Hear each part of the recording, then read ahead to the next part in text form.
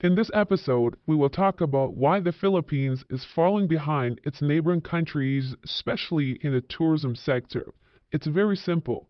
The Philippines does not have the infrastructure, the value for money, or the environment for tourists to return or even consider the Philippines as a top destination. Mostly, people that come to the Philippines are either looking for easy women or people that have never been here and have been fooled by other YouTubers and vloggers that this place is somehow magical or even comes close to places like Thailand, Vietnam, Malaysia, Bali, or other neighboring areas. It's true, the Philippines does have 7,000 islands. However, how many of those islands are accessible by you or I? How many have the infrastructure to host someone more than half a day? How long does it take to get to these places? What are the flights like? What are the prices? And it just becomes simply a hassle to get to these areas. American KL says, Philippines falling behind tourism sector. Department of Tourism Secretary Cristina Fresco not receiving accolades, as her department did not deliver the expected results, 7.7 million visitors, while other Southeast Asian countries are seeing growth. Why is that? Matt says, it's all about value for money. When I first visited the Philippines in 2018, prices were significantly lower, especially for things like food. Now, the prices have increased more than other Southeast Asian countries, but the quality has remained the same at best. I would argue the quality has reduced. If you have been traveling regularly and extensively, it will surprise you that the Philippines probably has the highest inflation ratio compared to the goods or against the US dollar. It's incredible how things have doubled or tripled even in the past 6 or 7 years, while other countries maintain similar prices or a slight increase, nowhere near what the Philippines is doing. So, why would someone on a $2,000 a month budget stay in the Philippines if they were not stuck here or for the reasons of the female? In the World says, yes, true. I get downvoted every time I say that. Philippines is the only cheap for Americans. I come from North Europe and basic groceries are cheaper there. Nobody ever said that my country is cheap and pork costs euro less per kilo for much better quality. I can even understand that, but how the hell are fruits and vegetables more expensive in the Philippines? I will never understand. Of course, restaurants are dirt cheap because salary level is like 6 to 10,000 pesos per month for those poor people there. Yes, on the vegetables, how is that mango and banana are the same and potato and cabbage are more expensive than Europe, says Sweden Per. Those are two very good points regarding value for money, also the price of goods in the Philippines. Many would argue that typhoons have a big part in this. Although that may be true on a small scale, you cannot make that the only reason. Just look at other countries like Indonesia with even more islands than the Philippines, and yet they're able to keep the cost of goods lower. Independent Hour responds, when my Filipino wife and I travel to visit family, we try to leave her province for a few days and stay in Angeles City. Every single time, we have to ask the hotel staff the same questions when entering the lobby of a hotel we might be interested in staying at. Specifically, first is the price. Does the room have hot water and AC? Even if the front desk says yes, it's better to go upstairs and inspect everything ourselves. We have family, so are guests allowed to spend the night without being treated with suspicion?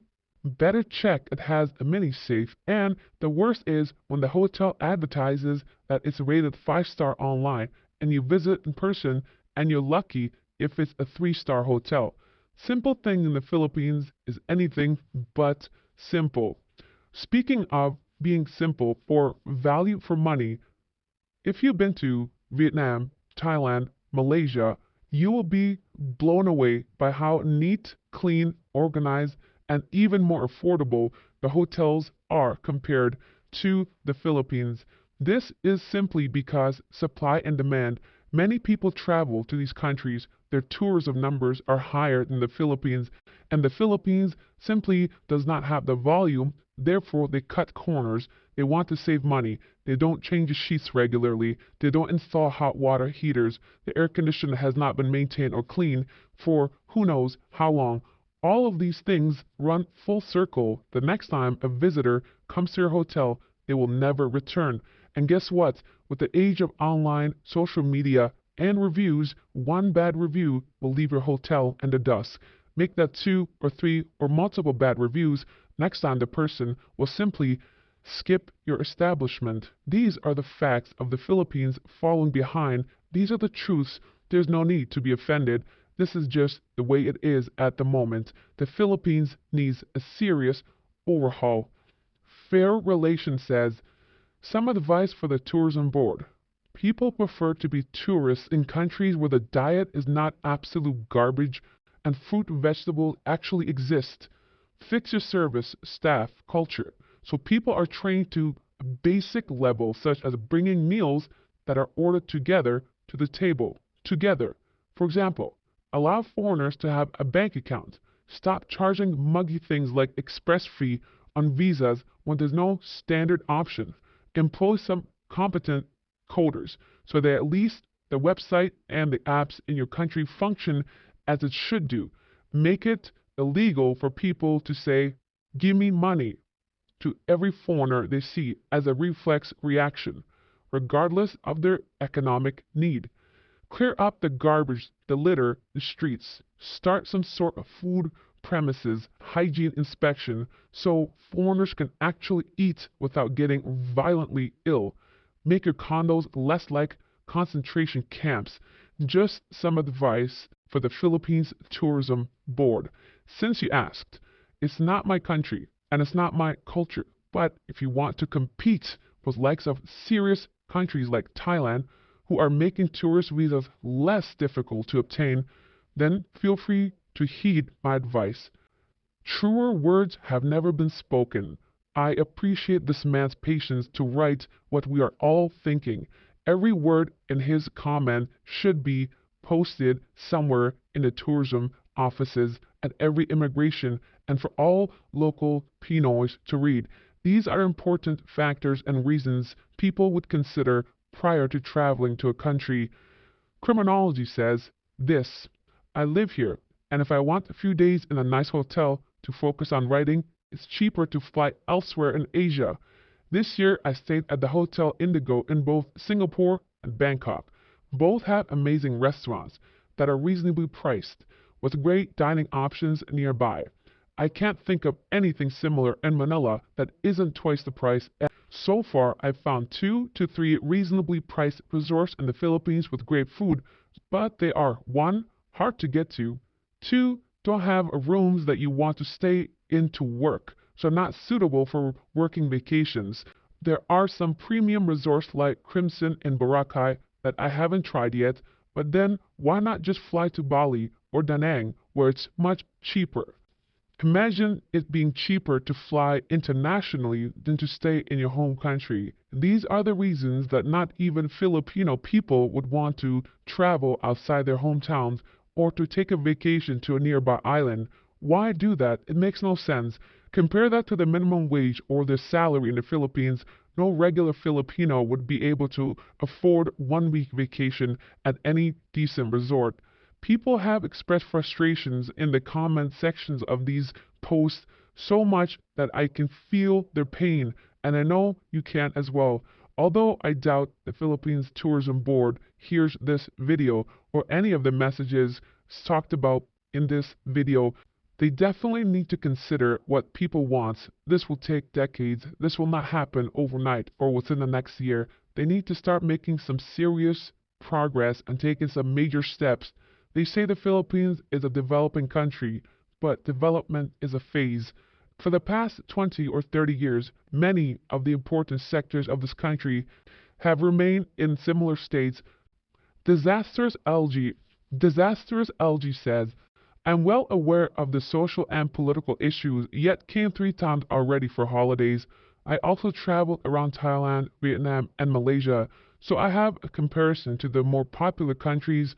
I know of people coming here for women is an issue in other places too, but Philippines has a people looking for younger women paradise reputation, and the government doesn't eradicate it, so it's turn off for many people. And in general, the marketing is pretty bad. Then the tourism infrastructure, starting from the entry point, Naya, an ugly, extremely inconvenient airport where you already make the first negative experience when trying to find a taxi driver who doesn't rip you off, and flights are constantly delayed, long wait just for baggage drop. Another big issue is tourism infrastructure. Scammers are extremely annoying, but I encountered plenty of those in other countries too. My first trip was to El Nido, a true paradise, and at least back in 2020, not sure if it's changed.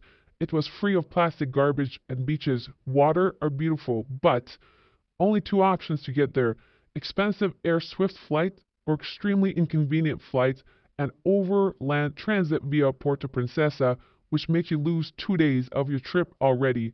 Second trip earlier this year to Boracay, easier and cheaper to reach from Manila, but already for me, who's physically fit with balancing on plank getting on and off the jetty was an adventure, had a broken finger and a suitcase.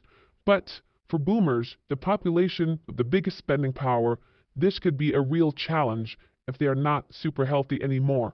Also in Boracay, the cleanliness is still good after the disaster a few years back.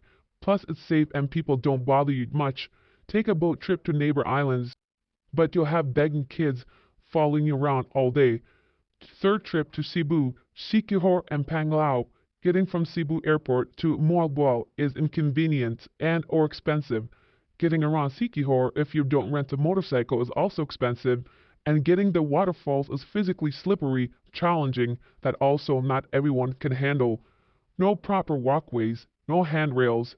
Then in Panglao, the day trip to Bohol is a rip-off with nothing included. They take you to the animal cruelty python place, to the Chocolate Hills platform, can't even venture around the hills. And worst is the river cruise where you are forced to spend 1,000 pesos on a buffet and they have terrible music entertainment going on for an hour. And then you take the ferry to Cebu port and see all the scammer taxi drivers outside shouting to you and behaving like the worst, trying to take your suitcase while you are walking 5 meters to your grab. Absolute turnoff. Imagine, even if this person tried to be positive in his experience, he highlighted many things that we all hate about this country, some very big inconveniences that would make you never want to visit again. These are the realities of tourism in the Philippines. It's lagging behind because they simply do not have customer service as their culture, simply do not care because they are lazy, and lastly because they are a poor third world country, they don't have all the necessities required to have a proper tourism industry. Why do you feel tourism sector specifically is lagging behind other countries? I would feel and you would think that this country has everything needed to have a thriving tourism industry. I want to know what you think on this topic. It will be interesting for me to read your comments. In the last episode, we talked about why Filipinas are getting fat. Jim Sullivan says, "I'm so glad that you made this video. I've been talking about this for a long time. They used to be skinny. In the US, obesity, metabolic syndrome, and diabetes rates started to skyrocket after the food pyramid was instituted in the early 80s. Heart attacks started to rise after seed oils were instituted in the early 20th century. The industry launched propaganda campaign to gaslight cholesterol and animal fat as a cause and divert attention from the real cause. I've begun to study this as I've been having issue controlling my weight and even developed type 2 diabetes at one point. That's when I started studying diets. I worked on my diets and started walking 10,000 steps almost every day, lost weight, and cured the diabetes. But when I visited the Philippines, I had a hard time maintaining my health and gained some weight back and increased my sugar consumption. Sugar and carbs are addicting, and there are food and pharma industry interests disseminating propaganda that confuses the issue. Food feeds pharma. It's a racket. We are essentially being poisoned. Right now, I believe that the main reason is seed oils, vegetable and palm, plus processed food, sugar and carbs, plus ignorance and poverty. Carbs are cheap and addicting. I believe the solution is protein and fiber and exercise. Fat is basically not the issue.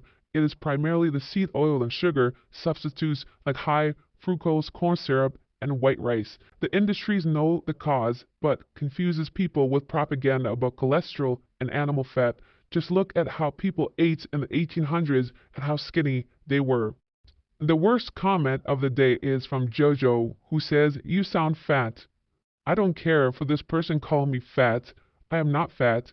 Even if I was, it does not change the fact that Filipinos are getting fat. Thanks for watching. God bless.